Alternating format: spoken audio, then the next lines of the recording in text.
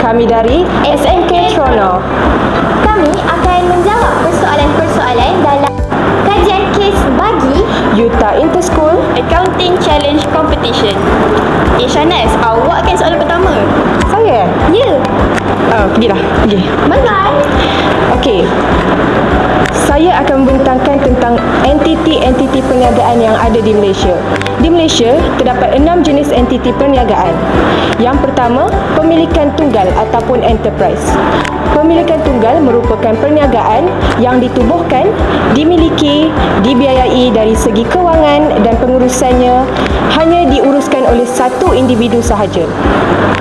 Pada kebiasaannya, perniagaan ini adalah secara kecil-kecilan.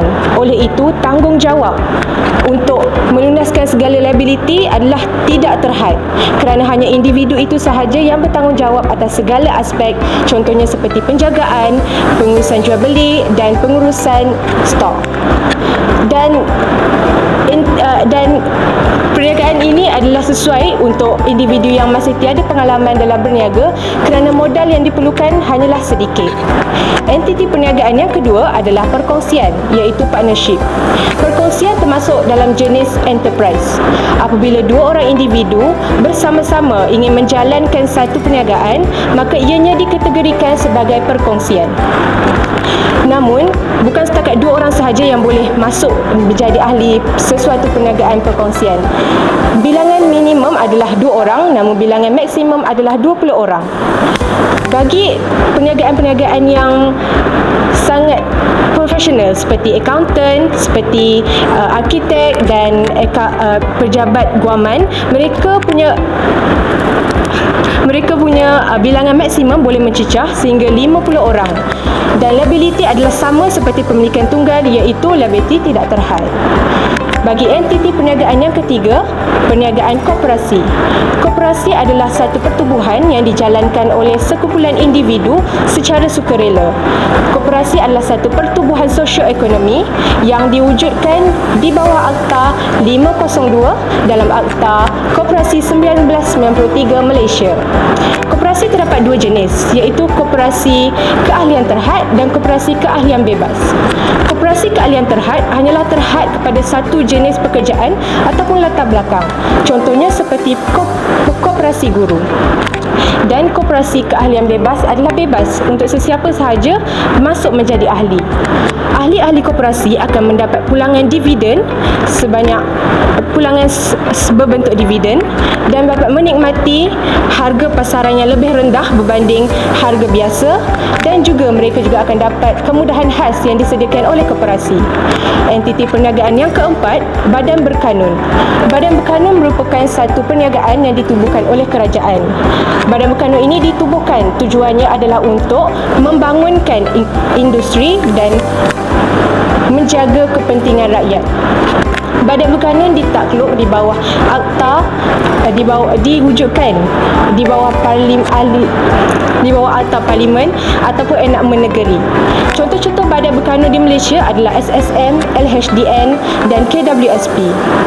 Dan yang terakhir, syarikat sendirian berhad dan syarikat awam berhad.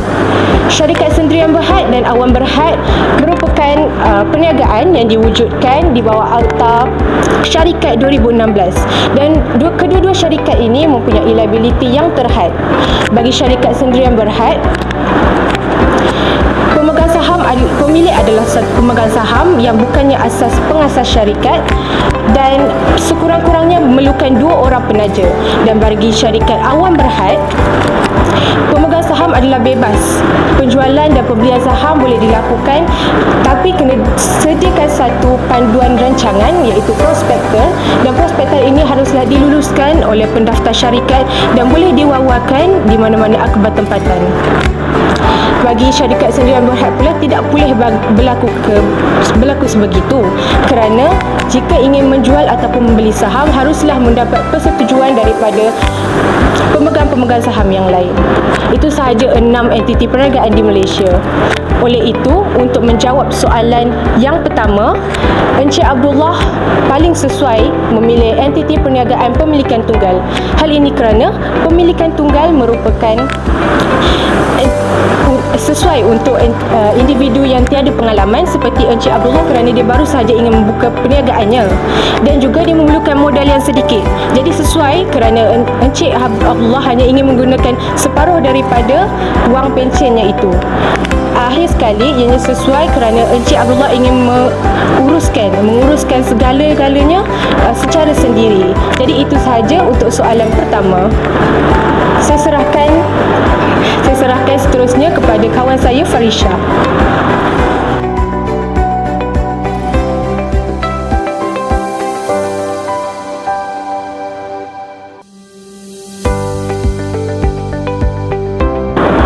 Okey, saya yang akan menjawab soalan kedua. Ianya tentang penyata kewangan. Apa itu penyata kewangan? Okey, penyata kewangan merupakan rekod formal yang mengandungi maklumat kewangan sesebuah perniagaan. Penyata kewangan ni disediakan dengan struktur dan format pelaporan yang digariskan dalam Piawaian Pelaporan Kewangan FRS, iaitu Financial Reporting Standard. Pengguna akan dapat melihat kedudukan kewangan sesebuah perniagaan dengan jelas seperti jumlah jualan tahunan, kedudukan aset, keuntungan atau kerugian perniagaan yang kita jalankanlah. Penyata kewangan tu ada dua, iaitu akaun perdagangan untung rugi dan juga akaun penyata kedudukan kewangan. Pihak yang bertanggungjawab menyediakan penyata kewangan ni pada asasnya pemilik perniagaan dan juga pekerja. Tapi untuk menjawab soalan kedua ni, Encik Abdullah lah orang yang akan bertanggungjawab menyediakan penyata kewangan ni. Penyata kewangan boleh disediakan oleh pemilik atau pekerja. Pemilik perniagaan juga boleh menggunakan khidmat luar yang mempunyai kepakaran dalam bidang perakaunan. Bagi perniagaan kecil-kecilan, majikan sendiri akan mengurus dan menyediakan laporan kewangan.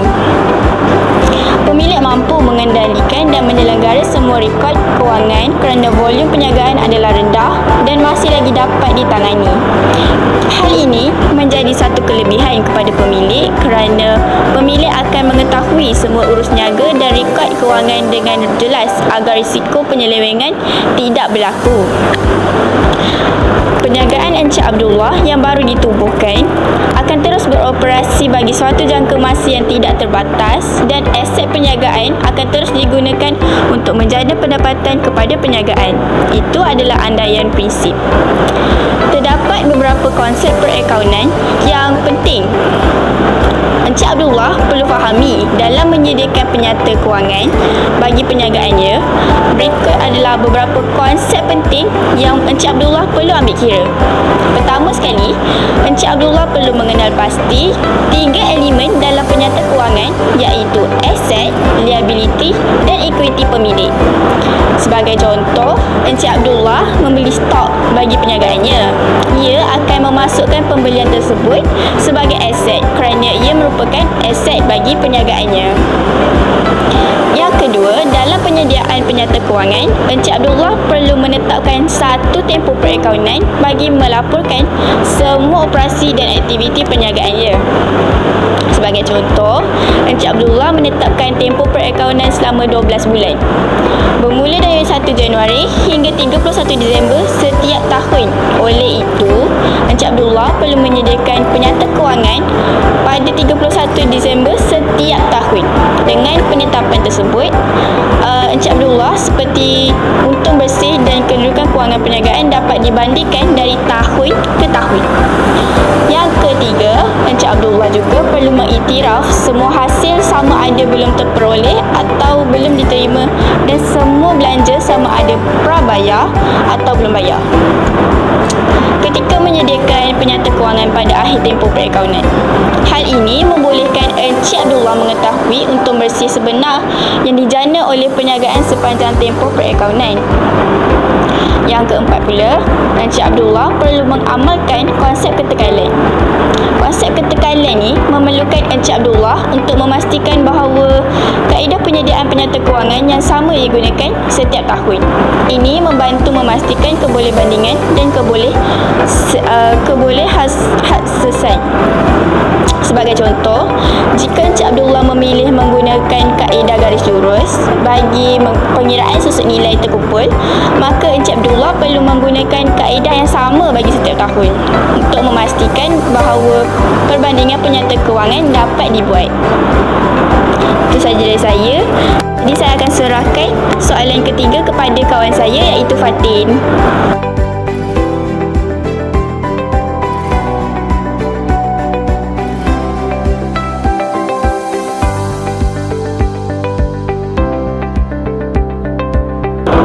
Untuk soalan yang ketiga, antara prinsip perakaunan berasaskan awan ataupun bersihkan diri, yang manakah lebih memberi banyak manfaat? Okeylah, setelah saya kaji, banyak manfaat bagi prinsip perakaunan berasaskan awan. Antaranya, kos yang rendah, mudah diakses, kebolehgunaan yang tinggi, dilengkapi fungsi tambahan pula, dan kapasiti yang besar. Wish, banyak kan manfaatnya? Okey, sekarang ni mari saya kupaskan pula satu persatu manfaatnya. Yang pertama, mudah diakses. Mengapa saya kata prinsip perakaunan berasaskan awan mudah diakses? Sebab prinsip perakaunan berasaskan awan dapat membolehkan Encik Abdullah dan pasukannya mengakses data perakaunan tak kira tempat, tak kira waktu. Ianya memudahkan penyelarasan data antara cawangan dengan mudah dan cepat. Jadi maksudnya, tanpa berada di pejabat pun boleh untuk akses data. Contohnya berada di rumah ke, di restoran ke, boleh saja, bila-bila masa boleh. Yang kedua pula, kos yang rendah. Untuk prinsip perakaunan berasaskan awan, tidak perlu beli perisian yang mahal ataupun peralatan tambahan. Hal ini membolehkan pengurangan kos yang besar dalam jangka masa yang panjang. Tambahan pula, kos penyelenggaraan rendah. Okey, untuk yang seterusnya, yang ketiga, kebolehgunaan yang tinggi. Untuk prinsip perakaunan berasaskan awan ni, ianya tak perlu untuk pemasangan apa-apa perisian. Maksudnya, ianya mudahlah untuk dikendalikan oleh pengguna itu sendiri. Lebih mudah digunakan berbanding dengan bersihkan diri. Kalau bersihkan diri ni dia memerlukan peranti tambahan. Okey, yang keempat pula, penyelenggaraan dan keselamatan data. Okey, ini penting.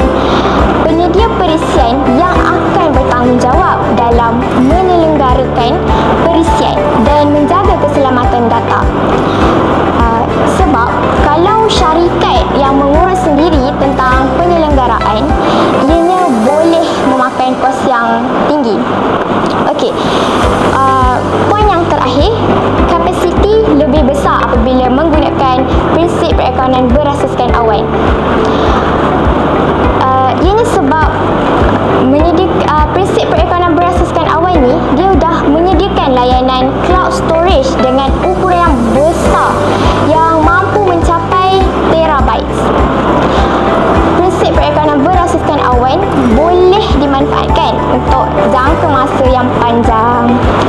Okey, itu sahaja untuk menjawab soalan yang ketiga. Shanas, Farisha, mari. Dah habis ke? Kita dah habis bentang kan? Jadi, apa kata kita buat kesimpulan, nak tak? Boleh. Okey, untuk kesimpulan pertama. pertama, kamu tulis. Okey. Untuk menjawab soalan yang pertama tadi, entiti perniagaan yang paling sesuai dengan Encik Abdullah adalah entiti perniagaan pemilikan tunggal. Seperti yang saya terangkan tadi, pemilikan tunggal amatlah sangat sesuai untuk individu yang tiada pengalaman. Jadi Encik Abdullah baru saja ingin membuka perniagaannya, jadi memang sangat sesuai lah dia memilih pemilikan tunggal. Dan seterusnya, modal yang digunakan oleh Encik Abdullah sangat sedikit, iaitu hanya separuh daripada wang pencennya. Dan yang terakhir, Encik Abdullah ingin uruskan segala-galanya sendiri kerana ingin menjimatkan kos. Jadi sangat sesuai untuk dia menggunakan pemilikan tunggal kerana semuanya perlu diuruskan sendiri. Okey. Farisha, cuba awak buat kesimpulan tu. Boleh? Okey, Encik Abdullah perlulah membuat penyata kewangan kerana penyata kewangan ni sangatlah penting dalam perniagaan.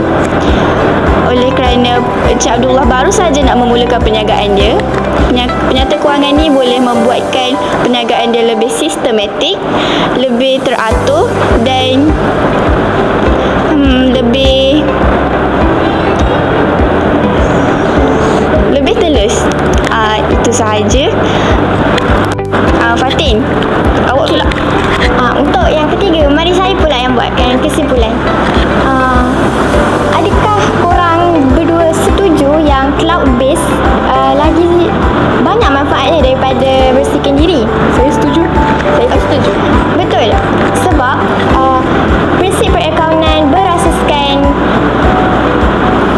awan iaitu yang lebih dikenali sebagai cloud base lebih banyak manfaatnya berbanding dengan bersihkan diri yang lebih dikenali sebagai stand alone.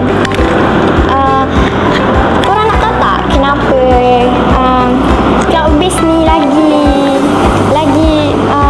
banyak manfaatnya? Kenapa? Sebab dia sesuai lah untuk teknologi zaman sekarang ni, sesuai dengan arus perkembangan teknologi sekarang ni. Faham? Okey, jadi itu sahaja daripada kami. Harap semua persoalan telah pun terjawab. Sekian, terima kasih. Bye.